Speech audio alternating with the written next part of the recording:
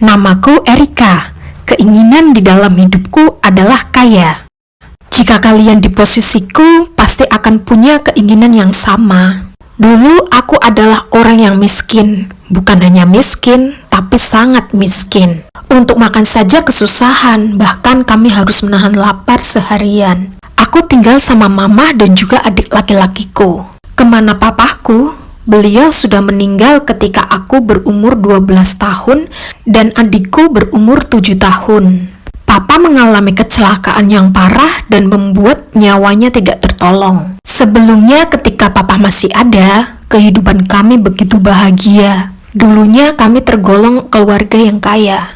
Kebutuhanku selalu terpenuhi dan apa yang aku inginkan selalu dikasih sama papa. Papa juga memasukkan aku dan adikku di sekolah internasional yang biaya per bulannya mahal.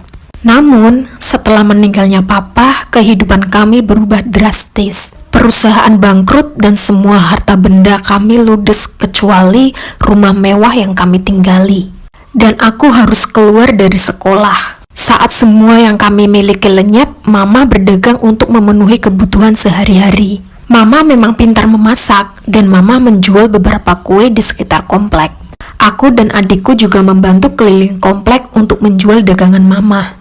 Tidak hanya itu, rumah mewah kami di lantai atas dijadikan kos putri. Ada 5 kamar di lantai atas. Sebetulnya, dari hasil berdagang dan penyewaan kos, lumayan cukup untuk memenuhi kebutuhan kami.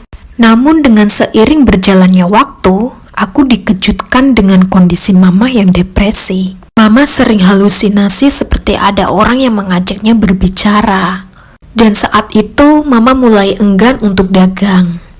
Ketika kondisi mama semakin parah dan sering marah-marah, penghuni kos semuanya diusir. Dan alhasil kami tidak punya tabungan untuk bertahan hidup.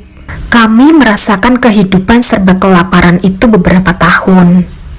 Dan untuk makan sehari-hari, aku menjual perabotan rumah ke tetangga.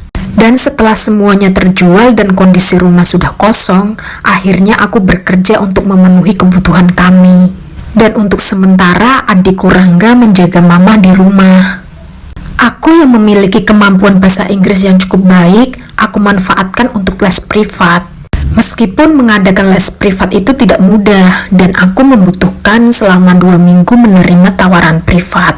Aku mulai menjalankan les privat di salah satu rumah. Dan rumah yang aku datangi sangat besar dan mewah. Aku sedikit nervous, bukan sedikit sih, tapi banyak. Dan aku takut kalau murid yang aku ajar tidak cocok denganku dan aku langsung dipecat. Singkat cerita, aku sudah menjalankan les privat ini selama 2 bulan lebih. Dan hari Senin adalah jadwalku ke rumah Mega, si murid kaya yang menjadi murid pertamaku. Untungnya Mega sangat cocok denganku. Kita saling dekat dan tidak jarang aku menemani Mega main boneka dan masak-masakan. Maklumlah, anak SD kelas 2 masih senang-senangnya bermain. Waktu itu aku berjalan santai menuju komplek perumahan elit Mega. Namun di tengah jalan raya, aku melihat Mega di dalam mobil sedan dengan menangis. Terlihat Mega meminta tolong di kaca depan sedan itu.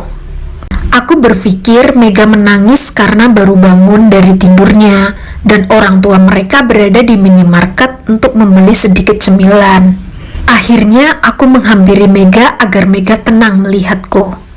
Setelah berada di dekat Mega, aku merasa tercengang melihat kondisi Mega yang memprihatinkan. Wajahnya merah dan keringat bercucuran. Karena aku panik, spontan aku mencari batu dan aku pecahkan kaca mobil itu. Aku melakukan itu karena pintu mobil itu terkunci dan aku takut Mega kekurangan oksigen. Dan akhirnya kaca mobil itu pecah dan segera aku keluarkan Mega dari mobil. Belum sempat bertanya, Mega langsung menggandeng tanganku dan lari menjauh dari minimarket itu. Anak kecil itu ternyata sangat cepat larinya. Aku nurut saja dengan apa yang dilakukan Mega tanpa bertanya lebih lanjut.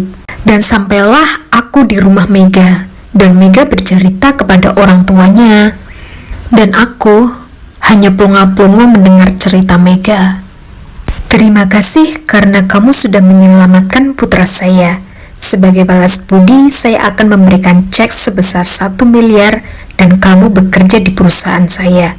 Dan tentunya sekolah kamu akan dilanjutkan. Begitulah kira-kira Pak Subagio mengatakan itu padaku. Bagai tersambar petir, mimpi apa aku semalam yang dapat rezeki nomplok hari ini.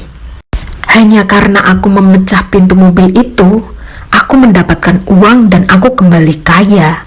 Aku teringat, mungkin ini adalah balasan Tuhan untuk aku.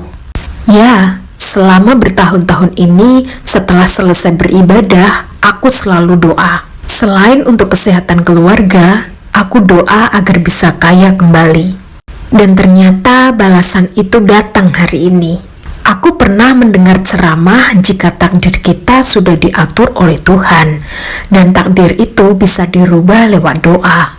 Wow, betapa dahsyatnya doa itu untuk aku. Aku menjalani itu dengan sabar dan percaya sama Tuhan, dan akhirnya doa itu terkabul.